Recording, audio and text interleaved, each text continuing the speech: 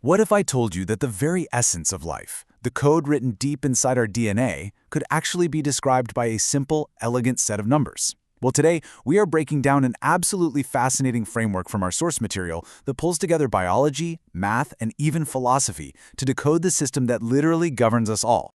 Okay, let's dive right in. The source material kicks off with this brilliant core analogy for our biology. Just picture our genetic code working in two totally distinct modes.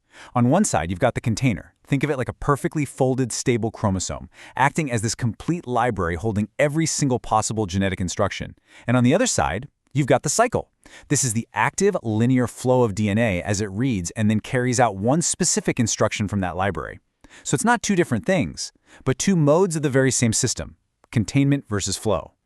All right, so first up, let's explore that container. How is this genetic library actually put together? Well, the source describes its fundamental architecture with a very specific code, 237. Now, this 237 code isn't just some random set of numbers. It actually represents a process of creation. It all starts with 2 for duality. Our DNA is a double helix, 2 paired strands held in this perfect, elegant balance. This duality then gives way to 3 for formation, which is where those long DNA strands fold up into these incredibly complex, higher-order structures. And finally, that brings us to 7, which stands for completion. This is where the whole structure stabilizes into the complete, bounded system that we recognize as a chromosome, all packaged up and ready for preservation and transmission. So the crucial thing to get here is that this 237 code describes the chromosome as this complete, preserved container. It's the whole library of life's potential, all organized and just sitting there, ready to be used. Now, if the 237 container is the library, how do we actually read the books inside? Well, that's where the cycle comes in. This is the active, dynamic process of DNA, and the source defines its operation with a whole different set of numbers, 369. And just like before, this 369 sequence describes a process. This is life in action. It kicks off with 3 for initiation, where a specific gene gets accessed so it can be read, transcription. Then comes 6 for interaction, which is all about the complex networks and feedback loops that control how that genetic info is actually put to use. And the cycle wraps up with 9, completion, when a final, stable product, like a protein, is created and the loop is closed. This really shows how DNA activity works as a conservation cycle. See, information is constantly being transformed into function, but the original blueprint, that book in the library, is never lost. It's never altered. It's the living, breathing path of life moving through the static library of the container. So we've got this static 237 container and this dynamic 369 cycle. But are they really separate things? This leads to a pretty amazing question. Can these two ways of operating be unified under a single, overarching law?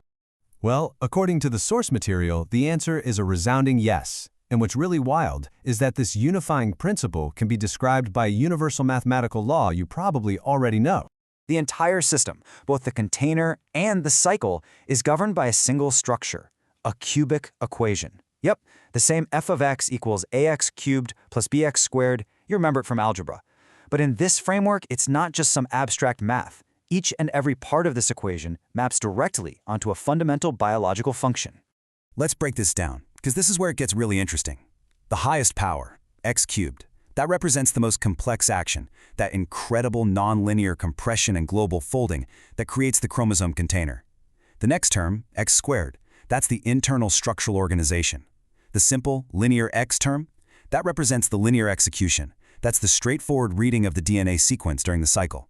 And that last little term, d, the constant, well, that represents something absolutely crucial, the invariant return, the point that everything always comes back to. And this brings us to what might just be the most profound part of this entire framework, that constant term d. It represents the system's ultimate principle. It's the anchor that holds the entire biological process together.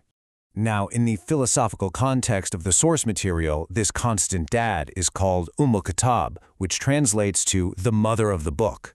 Think of it as the ultimate library, the unchangeable, invariant source and preserved core of all information. It is the origin point that all biological processes have to eventually return to. The source illustrates this principle of return with some incredible parallels in Quranic structure. This verse, for instance, talks about creation being repeated.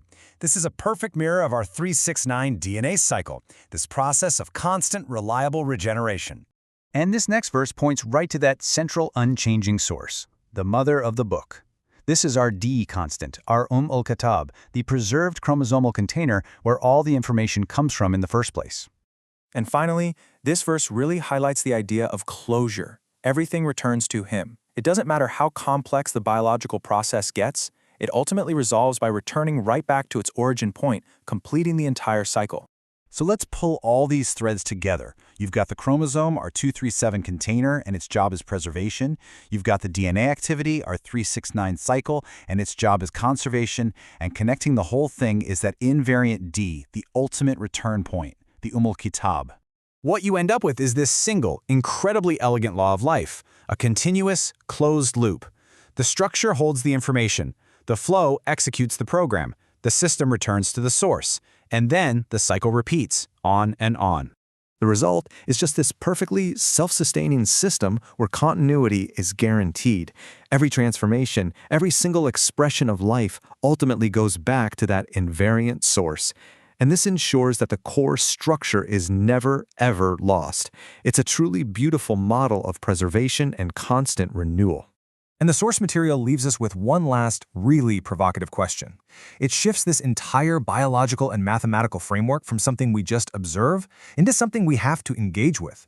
The challenge isn't just to understand the code of life, but to ask ourselves, when will we actually, actively hold the book?